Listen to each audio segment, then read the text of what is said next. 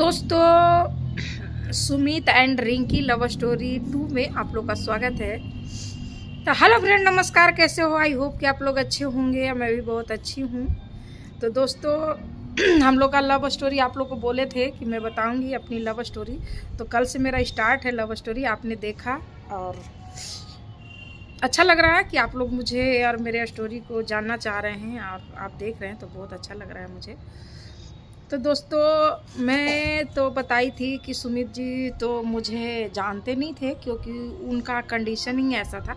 ऐसा नहीं था कि वो पुअर फैमिली से थे, फैमिली बैकग्राउंड बहुत अच्छा था। और ऐसा नहीं था कि वो उनको ऐसी फाइनेंशियल प्रॉब्लम थी ज़्यादा, वो नहीं था। लेकिन इनकी प्रॉब्लम थी ऐसे कि कोई ऐसा प्रॉब्लम की वजह से क्या होगा नहीं होगा मैं तो जानती नहीं थी। इनका कंडीशन देखने में लग रहा था कि पता नहीं कहाँ से पागल है, कैसा है, अजीब सा चेहरा पूरा। उनका मतलब कंडीशन देख के लग नहीं रहा था कि ये ऐसा लड़का है। अजीब सा लग रहा था। तो दोस्तों, वहाँ से तो मैंने कैमरा बनाई या निकल दी। निकलने के बाद में वो क्या करा, जहाँ पे मैं रहती थी उनको पास पड़ोस में बगल में ही उनका घर था। तो उनका पड़ोस में घर था, तो कभी कभी वो बाहर निकलते थे तो चुपके से देखते थे हमको, और मुझे पता नहीं रहता था कि वो देख रहे हैं मुझे। और वो देखते थे। लेकिन शाम को जब मैंने उनकी मम्मी के पास गई, मम्मी उनको चावल खाने के लिए मुझे बुलाई, इनवाइट की कि बेटा शाम को आना चावल खाने के लिए। तो मैं उनको घर पे गई चावल खाने के लिए, क्योंकि इनका छोटा वाला भाई से मुझे, जो मेरा देवर हुआ, उससे बातचीत होता था। वो बातचीत फ्रैंकली करता था। ऑलरेडी उसकी शादी भी हो रखी थी और उनकी बहू भी आ रखी थी, मेरी जो क्या बोले 2015 में भी उसकी शादी हो रखी थी। वो दो भाई और एक सिस्टर थे, मतलब शॉर्ट फैमिली थे। और इनकी मम्मी थी, और उनकी मम्मी मतलब मेरे हस्बैंड जो थे ना, वो 7-8 साल के होंगे। पूरी तीनों भाई बहन एक दूसरे, मतलब 1-2 साल से बड़ा छोटा ऐसा ही होंगे। उसी समय उनको फादर का डेथ हो गया था। उनको फैमिली में बस 4 जन थे। इनके मम्मी और 2 भाई, एक सिस्टर थी। 4 जन थे। एक दादाजी थे, सॉरी, एक दादाजी थे, बहुत प्यारे थे दादाजी। लेकिन दादाजी की कहानी बताएंगे दोस्तों तो आपको हंसी भी छूटेगा। और क्या करें, चले गए दादाजी। आई लव यू दादाजी। मैं बहुत रिस्पेक्ट करती हूँ दादाजी को। yes. और तो दादाजी बहुत अच्छे, लेकिन पुराने ख्यालात के थे। सबकी अपनी अपनी होती है। तो दादाजी थे। तो दोस्तों, हम लोग का जब कैमरा से शुरू हुई थी हमारी कहानी, क्या बताएं। दूसरे दिन जब गए तो उनकी मम्मी इनकी कहानी बोलने लगे। हम बोले कि आंटी जी, आपका ये जो बेटा है ऐसे क्यों रहते हैं? तो बोले कि क्या करें बेटा, इसका तकदीर में क्या है नहीं है, क्या इसका है, ये अपने को अपने के खाली करता है, अपने सुनता है, अपने कहता है, अपने ऊपर डिपेंड करता है। जो भी कहो तो मतलब बात को नहीं सुनता, समझाओ पढ़ाओ बताओ तो नहीं ये चीज़ को समझता। अपनी दुनिया में रहता है, अपने कैद रहता है, रूम में ही एनी टाइम रहता है। उनकी मम्मी भी खुल करके, जो इनकी कहानी थी, इनकी मम्मी भी खुल करके हमको नहीं बताई कि इनकी ऐसी ऐसी कहानी की वजह से। उस दिन नहीं बताए थे, आगे चल के बताए। तो दोस्तों, उनका छोटा भाई था। तो सबका फैमिली बहुत अच्छे से उनका लग रहा था, जैसे देखने में लगा कि फैमिली बैकग्राउंड बहुत अच्छा है और अच्छा चल रहा था लाइफ। लेकिन जिसकी सर पे फादर का साया उड़ जाता है, जिसके सर पे अगर पिताजी का साया उड़ जाता है, तो आप लोग सोच सकते हो कि जो कमाने वाला व्यक्ति ही नहीं रहता है उसका घर में लोग को ज़िंदगी कैसे होता है, कैसे परवरिश होता है। ऐसा नहीं था कि ज़मीन जायदाद, बहुत ज़मीन जायदाद है, ऐसा नहीं है कि वो मतलब ये थे, ज़मीन जायदाद बहुत ज़्यादा था। तो ऐसा ही दोस्तों देखने में लगा। उसको बाद मैं जब उनको वहाँ से खाना वाना खा के आ रहे थे तो आ करके मैं सो गई।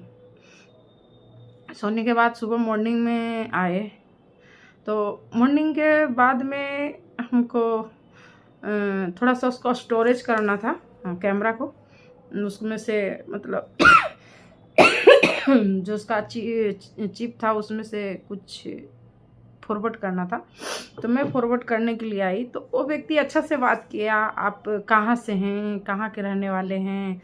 तो मैंने सारा कुछ बताने के बाद में बोले कि आपको कैमरा तो बहुत अच्छा है, मेरा भी स्टूडियो है। धीरे धीरे बातचीत होने लगा।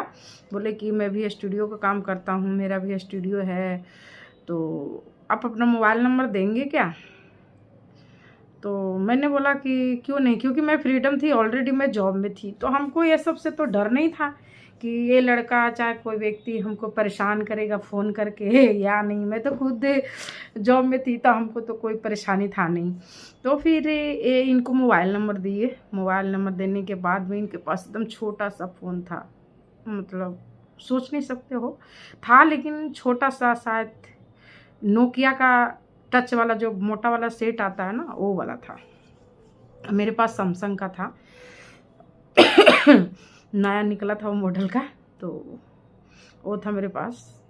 इनका कंडीशन देके मैं बता रही हूँ फ़ोन की। तो उसके बाद हम लोग में थोड़ी सी मैसेज बातचीत होने लगा, हाय गुड मॉर्निंग, ऐसे से गुड मॉर्निंग बातचीत होने लगा। तो दोस्तों मैं एक बार बता देना चाहती हूँ, ये तो बात करते थे, लेकिन हम इनके अंदर में क्या हुआ बातचीत करने का, लेकिन मेरा इनसे ज़रा सा भी ये नहीं था, क्योंकि हमारे से 10 साल छोटे हैं, ये 10 साल छोटे हैं। और उस समय जब हम दोनों मिले थे, बातचीत करते थे, उस समय का अगर आपको तस्वीर दिखाऊंगी तो आप बोलोगी ये ऐसा था, ऐसे थे वो। तो हम लोग दोनों में मतलब मैच जो होता है ना, मैचिंग नहीं हो पाता था। एक दूसरे को मतलब ये फील नहीं हो पाता था कि ये मेरे बॉयफ्रेंड है, ये है, ऐसा कुछ फील नहीं होता था। तो बातचीत करते करते ये बात धीरे धीरे बढ़ती गई। बढ़ते दोस्तों हम लोग का बात बढ़ते लव स्टोरी पर शुरू हो गई, हम लोग का प्यार मोहब्बत पर शुरू हो गई। तो प्यार मोहब्बत पर शुरू हुई तो दोस्तों मैं तो पता है आप लोग का कि अगर विभागीय का होता है तो कितने फ़ोन आते हैं, कहाँ जाना पड़ता है, 12 बजे रात में, 1 बजे रात, कहीं का भी फ़ोन आता है तो आपको निकलना पड़ता है केस मुकदमा को लेकर के। तो ऐसा ही था। तो पहले मैं तो थी, तो मेरे पास 12 बजे 1 बजे रात में कहीं भी कोई थाना जाना है, यहाँ जाना है, वहाँ जाना है, तो जाना पड़ता था हम लोग को। तो ये शक नज़र से देखते थे, इनको शक बहुत ज़्यादा था, तुम इतने रात में क्यों जाती है, कौन ऐसे नौकरी क्यों करती है, नौकरी तुम छोड़ दो, अच्छा नहीं लगता है, क्योंकि तुम मतलब जाती हो कहीं पे रात में निकल जाती हो, कैसा आदमी रहता होगा, कौन था, ऐसे बात करते थे। तो हमने बोला कि देखिए भाई, हमारे ये ज़िंदगी है और बहुत मैंने कष्ट करने के बाद मैं ये जॉब को हासिल की हूँ, और ये जॉब तो मैं कैसे छोड़ दूँ, ये हो नहीं सकता है। तो धीरे धीरे जैसे इनको लगा कि अब हम लोग का बीच में मतलब सक्सेस नहीं हो पाएगा रिश्ता, क्योंकि हम पहले दोस्तों मेरी लाइफ जो थी ना, मेरी पहले लाइफ, मेरे फैमिली मेम्बर होंगे, अगर मेरे फैमिली मेम्बर वीडियो देखे होंगे तो उन लोग को सबको पता है कि इसकी लाइफ की क्या स्टोरी था। मेरी घर फैमिली वाले को पता था क्या स्टोरी था। मैं ये ज़रा सा भी इस पर मैं ध्यान नहीं देती थी कि हम प्यार मोहब्बत में पड़ेंगे। हमको थॉट था कि हमको नौकरी हो गया है, अच्छा सा खाना है, अच्छा पहनना है, और अच्छा सा फैमिली को बैकग्राउंड को चेंज करना है, क्योंकि हमारे पीछे भाई लोग भी थे, पापा थे, मम्मी थे, सब थे, तो उन लोग को ध्यान रखना था, उन लोग को अच्छे से पढ़ाना लिखाना, जो भी था हमारा कर्तव्य जो बनता है, भाई बहन को माँ बाप का जो कर्तव्य था वो पालन करना था। और लगा था कि अच्छा सा घर मकान बनाएं, ज़मीन जायदाद खरीद के अच्छा सा सेटल हो जाए। और मैं शादी का ज़रा सा भी दिल में लगाया नहीं था, लेकिन लोग बोलते थे कि इतनी उम्र हो गई है और तुम कब शादी करोगी, अब तुम्हारी लाइफ की जो स्टोरी है, मतलब जो भी कुछ हुआ, तुम्हारे एक्सीडेंट हुआ लाइफ में, वो चीज़ को भूल करके आगे बढ़ो। बड़ा मेरी भी लाइफ की कहानी कुछ अलग है दोस्तों, वक्त आएगा तो मैं आप लोग को बताऊँगी, अभी शेयर नहीं कर सकती। तो लोग बोला कि आगे बढ़ो, ऐसे ज़िंदगी नहीं कटने वाली है, तो मैं भी थोड़ा ध्यान नहीं देती थी इस चीज़ पर कि मैं कभी ऐसे करूँगी। तो इनको धीरे धीरे जैसे हम दूरियां बनाना शुरू कर दिए, तो जैसे इनके शक था, तो शक वाले लोग मुझे पसंद नहीं था। मुझे तो पैसा का था कि हम कमाना है तो कमाना है, हमको अच्छा पैसा कमाना है। क्योंकि मैं पुअर फैमिली से थी, मेरा फैमिली बैकग्राउंड बहुत पुअर था। ज़मीन जायदाद था मेरे फादर के पास, लेकिन पैसे की कमी थी। हम लोग 9 भाई बहन हैं, 5 भाई 4 बहनें हूँ मैं। तो सोचो कि हमारे पिताजी का कितना भार होगा जो 9 लोगों को चलाना। आज के जनरेशन में एक औलाद भी, 2 औलाद अगर हो जाते हैं ना, तो अच्छे अच्छे घर की कहानियाँ अगर सुनोगे तो अच्छे अच्छे माता पिता को परेशानी बढ़ जाती है। लेकिन हमारे पिताजी के 9 भाई बहन में से हम लोग थे, हम तीसरे नंबर पे थे। तो दोस्तों ऐसा है हमारी कहानी। फिर हम लोग का जर्नी ऐसा आया कि बातचीत करते करते करते करते कब हमको भी इनसे प्यार हो गया, हमको खुद पता नहीं चला। फिर एक बार मैंने कहीं, हाँ मैं बता देना चाहती हूँ, मुझे किसी फंक्शन प्रोग्राम में बाघा बॉर्डर जाना था। मैं आपको टैग लगा करके आपको फ़ोटो दूंगी, लगा दूंगी आपको टैग। बाघा बॉर्डर जाना था, तो हमारे टीम सारे टीम रक्त शिविर लग रहा था बाघा बॉर्डर पे, तो उसमें हम लोग का टीम पूरी जा रही थी, तो हमको भी जाना था। तो उस समय दोस्तों जब हमको जाना था तो हम भी टीम के साथ, पूरी मेरी टीम जा रही थी। तो उस समय टीम के साथ मैं भी गई, चली गई, क्योंकि टीम के साथ जाना था तो जाना ही पड़ेगा आपको। तो दोस्तों मैं बाघा बॉर्डर गई। जाने के बाद जानबे करते हो कि कहीं पे अगर जाने के बाद कहीं कहीं फ़ोन अलाउ नहीं होता। अगर आपके साथ पदाधिकारी, बड़े बड़े पदाधिकारी हैं, तो उनको सामने आप फ़ोन अटेंड कर सकते हो, बात कर सकते हो। तो हमारी बात धीरे धीरे बहुत कम हो गई थी, क्योंकि हम लोग का कुछ टाइम के लिए वहाँ गए थे। बहुत सारे मतलब ऐसा नहीं कि 1-2 दिन के लिए गए थे, काफ़ी टाइम के लिए हम लोग वहाँ गए थे। हमारी टीम को भेजी जाना पड़ा था। तो तो उस दरमियान में इनको कहना था कि फ़ोन क्यों न उठाती हो। फ़ोन नहीं उठाने के कारण दोस्तों वो इतना भयानक एक्सीडेंट किए थे कि आप सोच नहीं सकते हो।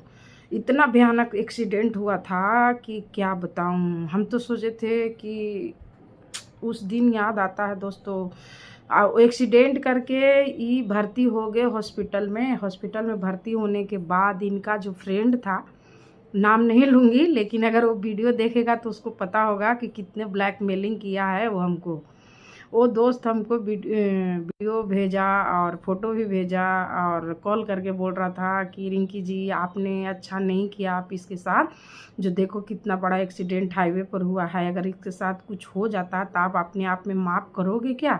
तो दोस्तों मैं टाइम निकाल करके उससे मैं कम से कम 1 से 2 घंटा तक मैं बात करके उसको समझाई, तसल्ली दिलाई कि ऐसे नहीं होता है। क्योंकि आपको पता है कि ऑलरेडी मैं जॉब में हूँ, और जॉब में जाने के बाद आप सोचोगे कि जैसे आप हो एक घरेलू आदमी, और गांव की लड़की लोग, जैसे घरेलू लड़कियां लोग 24 घंटे फ़ोन में लगे रहते हैं, तो हमारे पास ऐसा नहीं हो सकता। क्योंकि हम एक मतलब जॉब होल्डर हैं, और हमारे साथ ऐसा जॉब था कि क्या बताएं, मतलब रिस्पेक्टेड है ये जॉब, जो है रिस्पेक्टेड है। अगर पदाधिकारी के सामने फ़ोन नहीं उठाना, ये सारा चीज़ था। तो हम नहीं उठाए, तो समझाएं बुझाएं। तो दोस्तों ये रहा हमारा लव स्टोरी का सेकंड भाग। तो दोस्तों जोन व्यक्ति हमारे स्टोरी देख रहे होंगे, तो मेरे चैनल को सब्सक्राइब करना, लाइक करना, कमेंट करना नहीं भूलना कि कैसा लगा मेरा लव स्टोरी। और मेरी लव स्टोरी आते जाएगी। तो ये रहा दूसरा भाग, फिर मिलते हैं तीसरे भाग में। नमस्कार, बाय बाय, टेक केयर।